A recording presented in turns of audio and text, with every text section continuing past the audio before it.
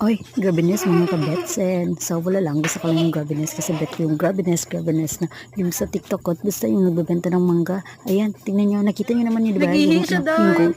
Kahit may voice na ito, kailangan ko pa rin mag-voice over. Kaya alam niyo ba, magbala ko sa buhay niyo. Ay, Gusto ko lang mag-voice malagay. over. Baka alam niyo. Oh, Nalubong na nakikita niya yung ako. baka. Yung baka, nakikita niyo.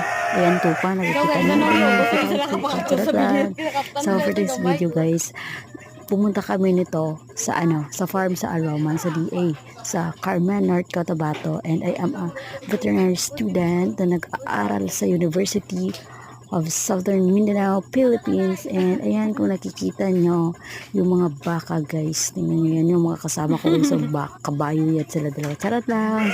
Si Kuya Lance yan and si Ate Awad. Hello, sorry, peace be with you, may mga people, mga kabitsin ko. And that are the bye, mga kabitsin.